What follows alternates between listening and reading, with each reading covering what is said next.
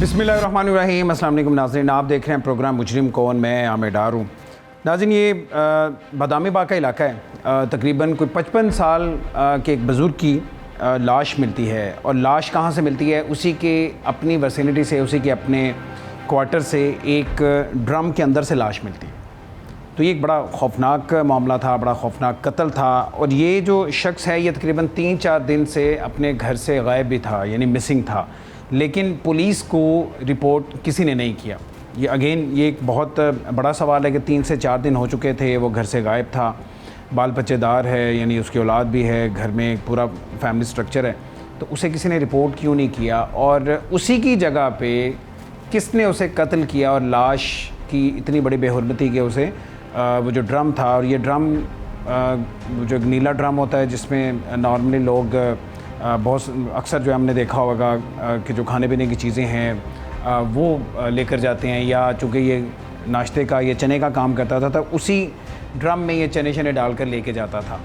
So apparently जो लग रहा था वो यही था कि ये जो कत्ल है ये किसी ग्रज का नतीजा है, यानी किसी ने बहुत ही कोई दिल में गुस्सा रखा हुआ था उसके लिए और उसे इस अंदाज़ में कत्ल किया गया। मेरे साथ एसपी सिटी बिलाल अहमद साहब मौजूद हैं, इनसे हम बात करेंगे। इनकी टीम ने ही फिर ज़ाहिर है जब ये डेड बॉडी मिलती है और ये सारी वर्किंग करते हैं और फिर जो कातिल है वहाँ उस तक ये टीम पहुँचती है और फिर वो वजह भी सामने आती है और ये अपने मुँह से बताएंगे कि वजह क्या थी। बिलाल साहब बहुत शुक्रिया आपके वक्त का। Thank you so much. 3 से 4 दिन हो चुके थे, इसराइल ख़ान जो ये इसमें मकतूल है ये गायब था। इस दौरान किसी ने पुलिस को इत्तला दी या कोई पुलिस के पास चल के आया? किसी ने 15 पे कॉल की? कोई मुकदमा दर्ज हुआ इसके मिसिंग होने का या इसके अगवा होने का? अच्छा, ये ऐसा नहीं था कि वो मिसिंग था। वो उसकी रूटीन थी कि वो 2-3 दिन जो है वो घर के अंदर अपने घर, जो उसका असल में उसकी रिहाइश, इसराइल ख़ान जो डिसीज़्ड है इस केस में मकतूल है, उसका असल जो घर है वो है राना टाउन में, शाहदरा वाली साइड। जी, शाहदरा से आगे राना टाउन में। राना टाउन में उसकी अपनी फैमिली है, उसके 10 बच्चे हैं और he is almost 54-55 years old जो डिसीज़्ड है इसराइल ख़ान।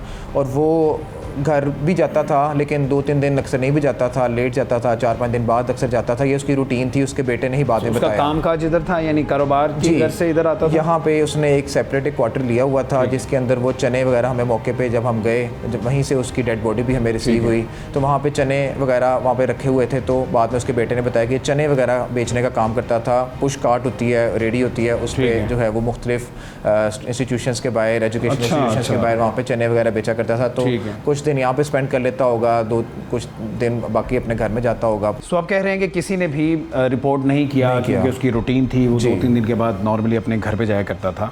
सो किसी का फ़ोन पे भी रब्ता नहीं था? फ़ोन पे भी रब्ता इस तरह नहीं रिपोर्ट हुआ कोई भी। सो उसे कोई शक हुआ उसके बेटे को या किसी से इंफॉर्मेशन मिली कि उसके वालिद को कत्ल कर दिया गया, या रैंडमली चूँकि उसे पता था कि वो इस क्वार्टर में रहता है तो वो वैसे ही देखने के लिए, मिलने के लिए आया था? तो किस तरह से ब्रेक किस तरह से होता है, यानी पुलिस को रिपोर्ट फिर कैसे उसको मेरा नहीं ख्याल उसने ऐसी कोई बात हमें, अबू हुरैरा जो कॉलर था 15 की मर्डर की कॉल का जो कॉलर है अबू हुरैरा, वो उसका बेटा है मकतूल का, इसराइल का, उसी ने ही रिपोर्ट किया।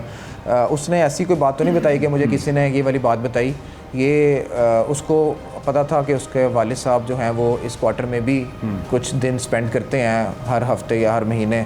तो वो जब 3-4 दिन वो घर नहीं आए तो उसने कहा कि चले मैं चेक करता हूँ कि शायद मेरे वालिद साहब इधर ही हों। तो वो उधर गया वहाँ पे और वो 13 जुलाई को रात को गया।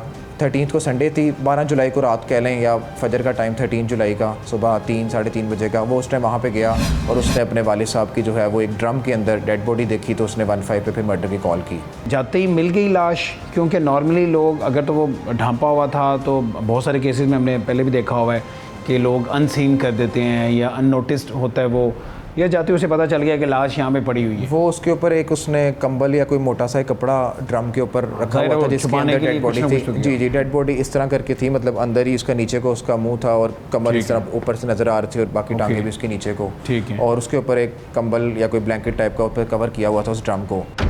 पुलिस को ज़ाहिर कॉल कर दी, 15 की कॉल होगी, बिल्कुल पुलिस मौके पे पहुंचती है।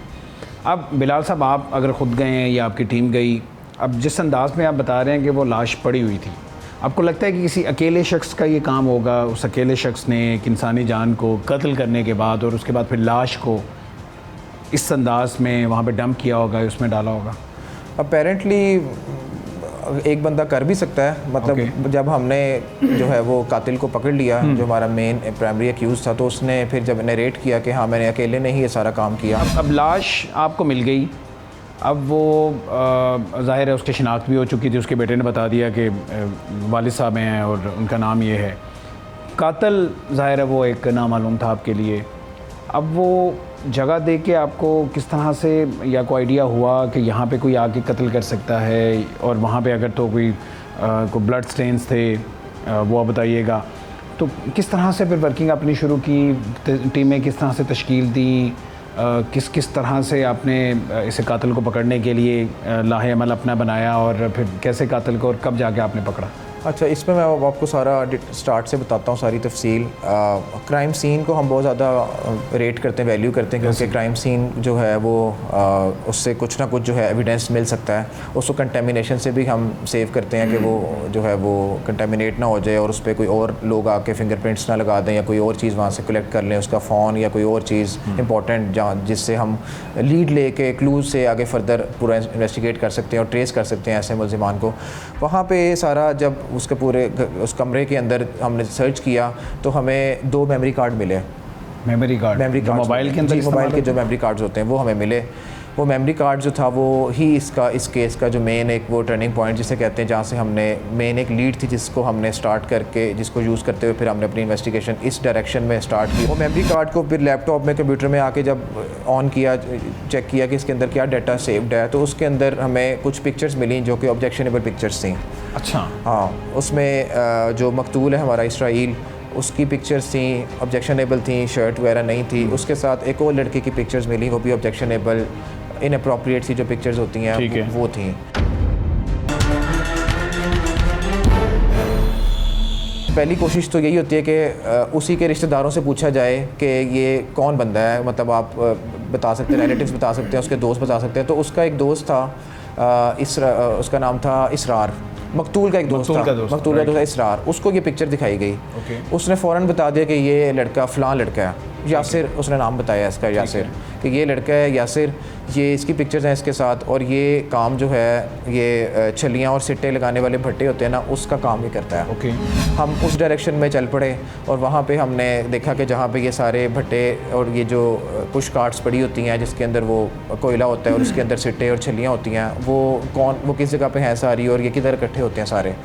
तो वो वहाँ पे जाके आसपास पता किया कि ये तस्वीर दिखाई और यासिर का बताया, तो हमें मालूमात फ़र्दर मिल गई यासिर के बारे में कि ये उस शख्स को जो मकतूल का दोस्त था उसे सिर्फ इसका नाम पता था, इससे ज़्यादा नहीं पता था कि ये रिहायशी कहाँ का है? नहीं, इससे ज़्यादा नहीं पता था। ठीक है। और यासिर का चूँकि वो ट्रेस हो, मतलब पता लग गया कि पिक्चर से यासिर उसका नाम है, उसका फ़ोन नंबर ही पता लग गया, उसका शनाख्ती कार्ड वगैरह भी निकला है उससे, और फिर उसके फ़ोन नंबर्स पे हमने काम करना शुरू कर दिया। फ़ोन उसका यकीनन बंद था, उसकी CDRs पे काम किया। ठीक है, तो पता लगा कि पिछले 3-4 दिनों से वो गायब है और जो है वो वहाँ पे नहीं आ रहा। वो फिर ज़्यादा सस्पिशियस हो गया। उसकी जब कॉल डिटेल रिकॉर्ड CDR हम निकालते हैं और वो चेक करते हैं, तो उस पर हमने एक फ्रीक्वेंट कॉलर जो है ना वो देखा कि जिसके साथ सबसे ज़्यादा उसका रब्ता है। उसका नाम था करामत। अच्छा। उसका नाम था करामत। वो कोई लोडर रिक्शा वगैरह चलाता था। ये वक़ूआ होने के बाद कि आप CDR डिटेल बता रहे हैं? वो तो हम निकालते कोई 15-20 दिन महीने की निकालते हैं ना, तो उसमें हम फ्रीक्वेंट कॉलर देखा। लेकिन वक़ूए के बाद इस करामत के साथ रब्ता उसका ज़्यादा? वक़ूए के बाद भी पहले भी ज़्यादा। 13 जुलाई को कॉल है, तो उससे पहले भी हमने देखा। हम तो बेसिकली देख रहे हैं कि कौन इसका सबसे करीबी दोस्त है जिससे हम इसके बारे में इंफॉर्मेशन लें, यासिर के बारे में, जिसकी पिक्चर मकतूल के साथ आई है। तो हमने वो करामत नाम का बंदा था जो फ्रीक्वेंट कॉलर था, जिसके साथ सबसे ज़्यादा रब्ता था, जिसके साथ ज़्यादा कॉन्टैक्ट होता है, वो ज़्यादा उस बंदे को जानता होता है। तो वो करामत था, उसको हमने पूछा, उसको हमने अरेस्ट किया, उसकी लोकेशन वगैरह ट्रेस करके। फिर उसने ये सारा इंसिडेंट खुद ही नरेट कर दिया कि ये जो है यासिर का, और जो है ये करामत ने सब कुछ बताया। करामत ने सारा कुछ बता दिया कि यासिर का जो है वो मकतूल इसराइल के साथ जो था वो इस तरह का रिलेशनशिप था, इलिसिट एक लेजिटिमेट, उसमें वो बदफेली किया करता था काफ़ी अरसे से। और जो है वो उसकी वीडियोस, मकतूल, वो और वीडियोस भी उसके पास कुछ अवेलेबल थी कातिल की, यासिर की, और वो अक्सर उसको ब्लैकमेल भी करता था इस पर। और जो है वो एक दो दफ़ा उसने ये भी कहा कि अगर जो है तुमने नहीं करना तो तुम अपने भाई को पेश करो, भाई को लेके आओ। अच्छा। कातिल को कहा यासिर को। यासिर एक पठान है, ठीक है, पीछे पेशावर का रहने वाला है, लंडी कोतल वाली साइड का रहने वाला है, और लेकिन यहाँ पे सादात कॉलोनी में रहता था और वो ये सिट्टे और छलियाँ लगाने का काम करता था। करामत ने उसके बारे में मैं बताया, कुछ डिटेल्स दी फर्दर यासिर की, ये सारी उसकी वेयर अबाउट्स को बताया कि वो इधर इस तरह का रहने वाला, ये काम करता है और उसका मकतूल के साथ ये ताल्लुक़ है। वो पिछले 5-6 सालों से जो है वो बदफेली और अननेचुरल सेक्स और ये वीडियोस की आड़ में ब्लैकमेल जी उसने ये इंकशाफ किया करामत ने। ठीक है। अब ये चीज़ हमें कंफर्म हो गई कि उसने, और फिर करामत ने फिर पूरा इंसिडेंट पूरा हमें नरेट भी कर दिया कि उसने इस तरह जो है वो उसको कत्ल किया कि 10 जुलाई को, उसने डेट हमें एग्जैक्ट बता दी जिस दिन जो है वो मर्डर हुआ, 10 जुलाई को। रिपोर्ट तो 13 को सुबह फजर के टाइम हुआ, 10 जुलाई को रात को तकरीबन 10-10:30 बजे जो है वो बुलाता है दोबारा मकतूल इसको, यासिर को, कातिल को, बदफेली की नीयत से ही बुलाता है। और ये इसको कोई गुस्सा था कि बस मैंने अब ये काम छोड़ना है। यासिर बताता है कि मैंने ये काम छोड़ना है, मैंने अब नहीं करना, मेरे अपने शादी हो चुकी है, मेरे 2 बच्चे हैं। उससे पहले का ताल्लुक़ होगा जब वो शादीशुदा नहीं होगा, वो चीज़ को छोड़ना चाहता था इस काम को, और वो उसको एक जगह से वो छुरा एक बड़ा ख़रीदता है, चाकू नाइफ एक बड़ी लेके आता है साथ, ठीक है, और वो उसने आगे से अपने कपड़े उतारता है जो मकतूल है और इसके भी उतारता है, और इसी दौरान जो लड़ाई झगड़ा उनका होता है उसमें वो फिर जो है वो उसको यहाँ पे इस साइड पे निशान था, डेड बॉडी थोड़ी सी प्यूट्रीफाई हो चुकी थी, यहाँ पे स्ट्रैप्स थे उसके, यहाँ पे थे, यहाँ पे उसका काफ़ी गहरा एक था वो डीप। उसके बाद फिर उसने फर्दर बताया कि जो है करामत का बता रहे हो, करामत हमें बता रहा है, अभी तक हम ट्रेस तो हमने कर लिया यासिर को, लेकिन अभी हमने अरेस्ट नहीं किया उसको, अरेस्ट की एफर्ट्स फिर इसके बाद फर्दर। तो करामत ने ये सारी इन्फॉर्मेशन दी, उससे हमें इतना कंफर्म हो गया कि जख्म गहरा हो गया, और उसके बाद फिर इसी जख्म से मर गया। नहीं, इसके बाद फिर उसने एक पर्दा नहीं होता ये कपड़ा सा पठान ने जो नॉर्मली लोग अपने लगाया शोल्डर पे रखते हैं, ठीक है, वो उससे उसने फिर गला दबा के उसको मार दिया, उससे गला दबाया, और ये सब उसने अकेले ने किया, उसने अकेले ने किया। ये सारी कहानी, ये वारदात, ये करामत को कैसे पता थी? करामत जो है वो उसका करीबी दोस्त भी था, और करामत ये फिर यासिर ने आगे, फिर जब यासिर को हमने अरेस्ट किया, हमने फर्दर फिर CDRs पे काम किया, और वो बड़ा तेज़ शातिर मुलजिम है ये, और ये अपनी सिम्स भी 6-7 इसने सिम्स चेंज किए हैं, IMEI नंबर्स चेंज हो रहे थे। वहाँ पे पेशावर में इसका बहनोई था रहमानुल्लाह, जिसकी हिरासत से फिर इसको वहाँ से अरेस्ट करके हम ये वकुआ करने के बाद पेशावर चला जाता, पहले ये गुजरांवाला गया अपने दोस्त के पास, उसके बाद फिर वहाँ से ये पेशावर गया, ठीक है। वकुआ करने के बाद ये वापस भी आया वकुए पे, और इसने इन 3 दिनों में उसी के एक आधे घंटे में ये वापस आया, क्योंकि वहाँ पे इसकी कोई ये वाला कपड़ा रह गया था और एक कोई टोपी इसकी रह गई थी, और शायद चाकू भी इसका रह गया था वहाँ पे। और उसके बाद इसने ये भी प्लान बनाया था कि मैं अपने किसी न किसी दोस्त के साथ मिलके इसको ठिकाने लगाऊँ, इस लाश को, डेड बॉडी को। इसके लिए इसने 2-3 लोगों से, अपने दोस्तों से रब्ता किया, उन्होंने इनकार कर दिया। फिर करामत जो है वो उससे इसने बात की, उसके बाद लोडर रिक्शा था जिसके अंदर वो इजीली बॉडी को ट्रांसपोर्ट करके किसी रिवर में या कहीं पे डंप कर सकते थे। तो करामत भी एक दफ़ा मौके पे आया इसके साथ, लेकिन करामत ने इनकार कर दिया कि मैं ये लाश लेके जाऊंगा। जाहिर सी बात है कि ट्रांसपोर्ट करते हुए रास्ते में कोई नाका हो, कोई चेक पॉइंट हो, वहाँ पे कोई पकड़े जाएं, तो वो उसने इनकार कर दिया। लेकिन करामत ने एक दफ़ा क्राइम सीन पूरा देखा, उसके बाद रिफ्यूज़ करके वापस चला गया। तो इस वजह से करामत को सारा ये पता था, तो उसने हमें ये पूरा इंसिडेंट इस तरह नरेट कर दिया। और लेकिन करामत ने ज़ाहिर है पुलिस के डर की वजह से नॉर्मली नहीं बताया, ज़ाहिर है लोग नहीं बताते पुलिस को। 10 जुलाई को जो वाक़या है 10:30 PM का, वो उस टाइम करामत चाहता तो पुलिस को बताया था कि यासिर नहीं किया, लेकिन वो चुप रहा, इसलिए उसको भी इन्वेस्टिगेशन का पार्ट बनाया गया। और इसके अलावा जो 2-3 लोग हैं जिन्हें मकतूल ने कातिल ने कॉल की थी, और तीनों ने इनकार कर दिया, उन दिनों ने इनकार कर दिया, तो उन्हें भी शामिल तफ्तीश, उनको भी शामिल तफ्तीश अभी करेंगे। लेकिन वो मौके पे तो वो आए नहीं, या उनको पूरी स्टोरी का उस तरह नहीं पता था, और ना ही वो जो है वो हमारे उस तरह प्राइमरी एक्यूज बनते हैं या कोई फैसिलिटेटर्स बनते हैं। लेकिन करामत को एटलीस्ट करामत ने फैसिलिटेट तो नहीं किया, लेकिन उसको पता था, उसने क्राइम सीन देखा, उसने उस वक्त डेड बॉडी देखी वहाँ पे पड़ी हुई, वो बता सकता था। तो बिलाल साहब फिर कहाँ से पेशावर से गिरफ्तार किया, कब गए, कितने दिन बाद इसे गिरफ्तार? बस उसके बाद फिर हम 13 को संडे थी, संडे को हमने काम शुरू किया CDRs पे।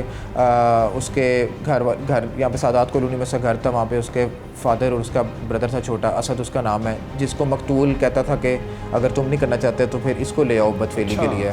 तो उसको भी हमने पूछ के चुन से भी स्टार्ट कर दी। और उनसे पूछा कि बताओ किधर है यासिर।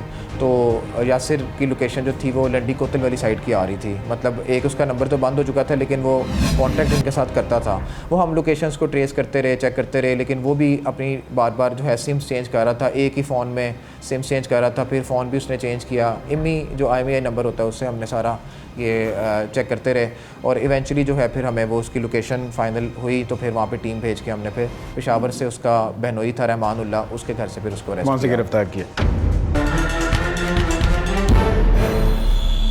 बिलाल साहब, अब ये जो कहानी है ये वन साइडेड ही है। ज़ाहिर है जो मकतूल है वो तो दुनिया से चला गया। अब इसमें कितनी हकीकत है इस कहानी में, इसका कुछ सबूत मुल्ज़म ने दिया या करामत को भी अगर पता था तो वो भी मुल्ज़म ने बताया होगा ना, तो यासिर ने बताया होगा, तो इसमें कितनी हकीकत है कि यही मामला था, वो ज़बरदस्ती करता था उसके साथ या वीडियोस बना के ब्लैकमेल करता था, कोई ऐसी कॉल, कोई मैसेज, कोई वॉइस नोट, कोई चीज़ जिससे ये साबित हो सके? अच्छा, ऐसी कोई बात वैसे मकतूल के घर वालों ने तो नहीं मैं कोई बताई, लेकिन यासिर चूँकि 5-6 सालों से उसका इसके साथ इलिसिट रिलेशनशिप इस तरह का था कि ये सॉडमी वाला एक ताल्लुक़ उसका चल रहा था। और स्टार्ट में शायद यासिर जो है वो ख़ुद भी कॉन्सेंशुअली कर रहा होगा, कॉन्सेंट से कर रहा होगा। और उससे मैंने ये पूछा भी during the course of interrogation interrogation मैंने पूछा उससे कि तुम अगर तुम्हें इस पर इतना ही गुस्सा था तो तुम रिपोर्ट कर देते, कत्ल करने की क्या ज़रूरत थी? तो उसने ऑब्वियसली इसलिए नहीं रिपोर्ट किया होगा क्योंकि वो स्टार्ट में अपनी कॉन्सेंट से करता था। अब उसकी शादी हो गई या उसके बच्चे थे, अब वो गुस्से में आ गया या वो अब इससे निकलना चाहता था इस एक्टिविटी से, तो उसने जो है वो, क्योंकि अगर वो करता तो फिर खुद भी वो इन्वॉल्व होता ना इस अगर वो पुलिस को रिपोर्ट करता या कहीं ना कहीं जुर्मदार होता वो भी। हाँ, वो भी होता। कोई और मामला तो नहीं, कोई पैसों का मामला? नहीं, पैसों का कोई मामला, पैसे तो बल्कि वो उसको उल्टा देता था। ठीक है। मकतूल कातिल को 1.5 लाख मैंने सुना कि उसने उसको देता था, तभी तो वो इनका चल रहा था इस तरह काम। ठीक है, जाहिर है उसे कोई ना कोई इंसेंटिव तो था ना। तो वो इस वजह से वो रिपोर्ट भी नहीं करता था। अब चूंकि बिलाल साहब ये मेमोरी कार्ड के ज़रिए ये कत्ल ट्रेस होता है, ये मेमोरी कार्ड किसके थे, किसके मोबाइल के थे और उस वक्त वहाँ पे लाश के पास क्या कर रहे थे? ये लाश के पास बस पड़े हुए थे। अब जो मर चुका बंदा उससे तो उसी के थे, उसी के थे। नहीं, लेकिन जाहिर है दूसरी पार्टी मौजूद है ना, जो कातिल है, मुल्ज़िम है इसमें, यासिर, वो मौजूद है। उसने बताया कि उसी के थे और वो अक्सर उसको ब्लैकमेल भी करता था इन्हीं वीडियोस, ये पिक्चर्स और ये वीडियोस दिखा के। उसको यासिर का मोबाइल ही इस्तेमाल होता होगा जी, वीडियोस बनाने के लिए, फोटोस लेने के लिए, और उसके बाद वो ज़बरदस्ती मेमोरी कार्ड अपने पास रखता, और यही उसके पास हथियार होगा। बिल्कुल, उसको ब्लैकमेल करने का। और यही जो उसने जो इनिशियल जो मोटिव उसने एक्सप्लेन किया ना कि मैंने क्यों कत्ल किया, वजह नाज जिसे हम कहते हैं, तो यही उसने बताया कि उसकी मकतूल के पास उसकी ऑब्जेक्शनेबल पिक्चर्स और वीडियोस थी और वो उसको डाटा था और वो उसको इस चीज़ पे ब्लैकमेल करता था, जिस वजह से फिर मैंने इसको कत्ल किया। बिल्कुल ठीक है। तो अब स्टेटस क्या है? मुल्ज़िम इसमें एक ही है जो आपने गिरफ्तार कर लिया है, जो दूसरा करामत है, उसको भी इन्वेस्टिगेशन शामिल तफ्तीश करेंगे। रिकवरी होगी, जो कपड़ा था जिससे गला दबा के जो है उसने मारा वो भी रिकवर हो गया, जो चाकू था छुरा वो सब अपने साथ लेके जा चुका था। SHO बदामी बाग रमज़ान साहब मेरे साथ मौजूद हैं और उनकी जो टीम है वो भी उनके साथ मौजूद है। ये वो टीम है जिन्होंने इस कत्ल को ना सिर्फ ट्रेस किया, जो मुल्ज़म है उसे गिरफ़्तार किया। और रमज़ान साहब से बात करते हैं। रमज़ान साहब, ये 15 की कॉल जब चलती है तो कौन कौन मौके पे पहुंचता है? क्राइम सीन था क्या जो आपने अगर देखा है तो अपनी आंखों से क्या देखा? अस्सलाम वालेकुम रहमतुल्लाहि व बरकातुहू। अच्छा, जो है ना लास्ट जो था ना इतवार, तकरीबन 3:20 पे कॉल मिलती है सुबह। ठीक है। कि एक जो है ना पड़ी हुई है, बॉडी पड़ी है। ठीक है। तो ये जो है ना मैं मौके पे पहुंचता हूँ फ़ौरन। पहले मेरा ASI जाता है जो था आउट था गश्त पे, वो मुझे कॉल करके, कॉल मुझे भी पास हुई, मैं फ़ौरी तौर पे वहाँ पे पहुँचा मौके पे। तकरीबन जो है ना 8-10 मिनट में मैं वहाँ था। जब हम मौके पे पहुँचे तो एक रूम था सिर्फ एक ना, और उस रूम में जब हम अंदर एंटर हुए तो स्मेल बहुत ज़्यादा थी।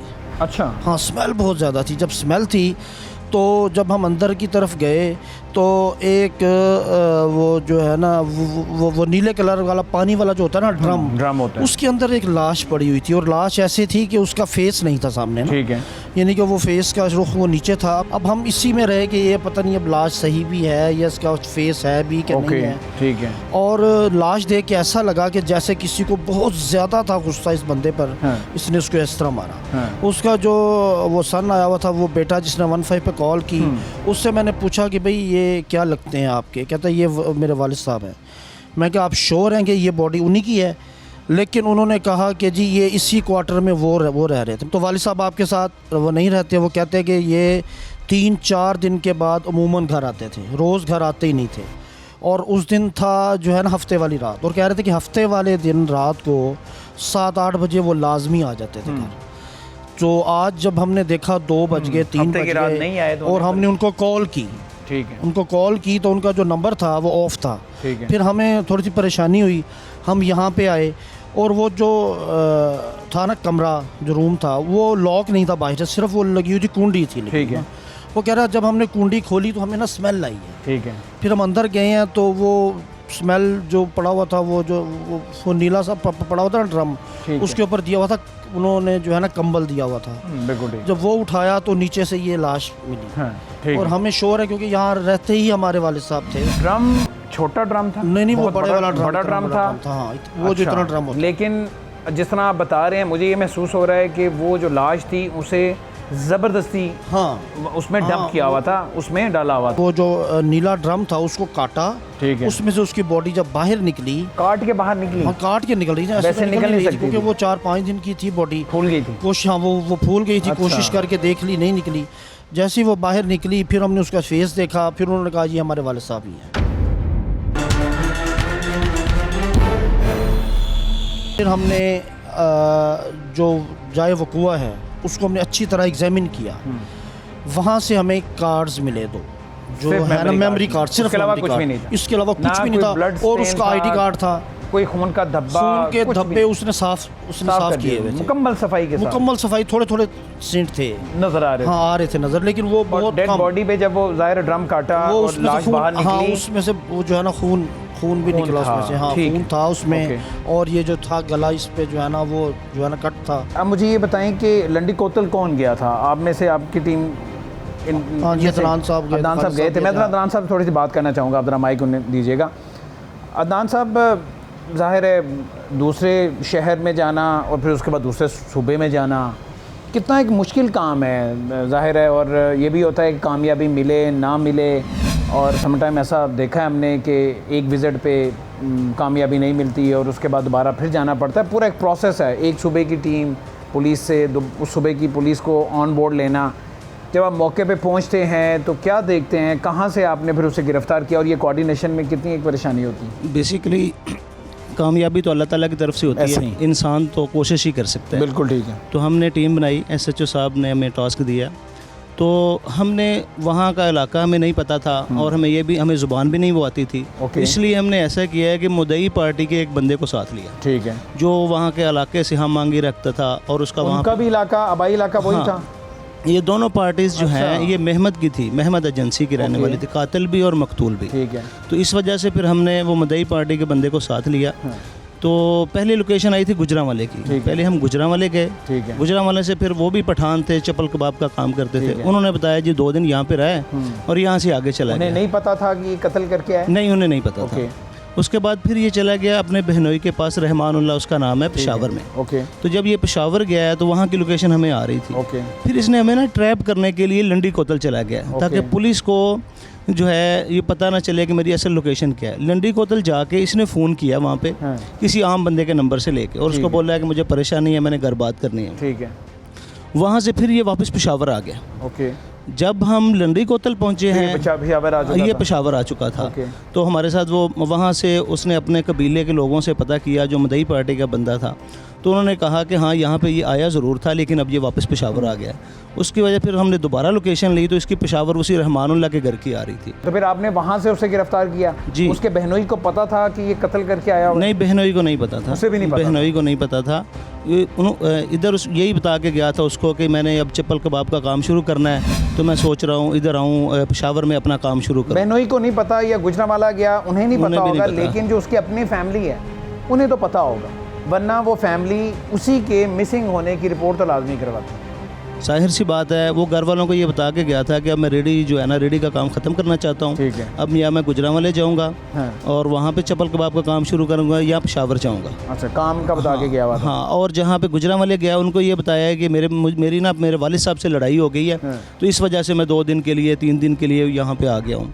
और पेशावर भी यही उसने बताया है कि मेरे वालिद साहब से लड़ाई हुई है, तो इसलिए मैं यहाँ पे आया। तो सब कोई चकमा देता रहा है, किसी को नहीं पता कि ये मामला हुआ है? जी बिल्कुल ऐसी है। इसमें मज़ीद इंटरेस्टिंग बात जो है वो ये है कि जो मनी हीस्ट का जो मेन किरदार है प्रोफेसर, ठीक है, ये हालांकि ये अनपढ़ है, ये उसको बड़े अच्छे तरीके से जानता है। अच्छा। तो जब दौरान तफ्तीश मैंने इससे पूछा कि तुमने प्रोफेसर से क्या सीखा, वो तो चोरी की बात करता है, चोरी करता है सारा। तो उसने कहा नहीं, मैंने उससे आइडिया लिया था कि कैसे अपनी लोकेशन को चेंज करना है, कैसे मैंने पुलिस को चकमा देना है। और इसने टोटल 6 सिम यूज़ किए हैं।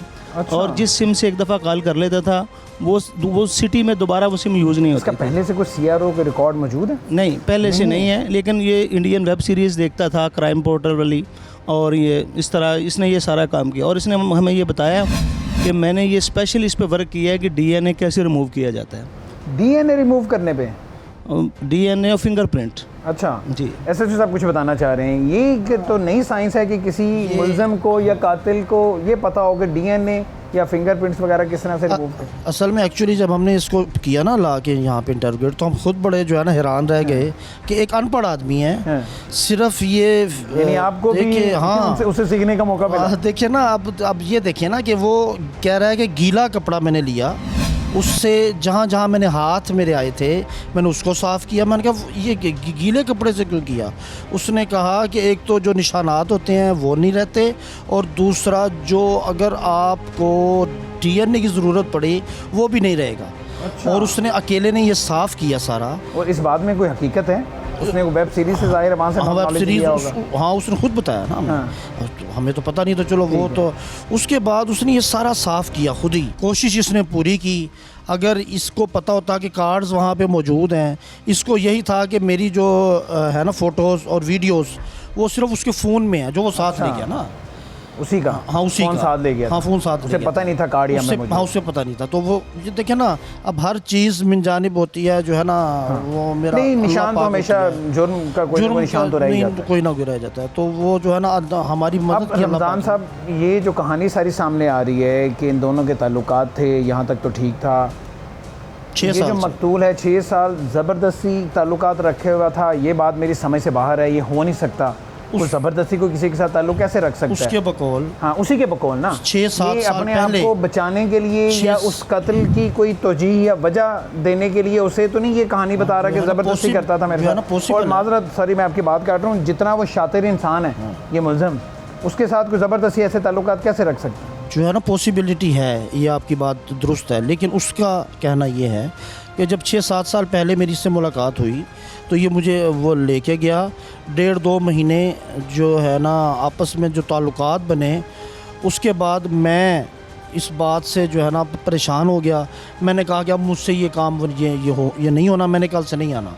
उसने कहा कि आपकी ये वीडियोस और ये फ़ोटोज़ हमारे पास हैं। वो 6 साल से इसके पास 6 साल से इसके पास है। अगर तुमने ना की तो फिर मैं इनको वायरल कर दूंगा, फिर तुम्हारे पल्ले कुछ नहीं रहेगा।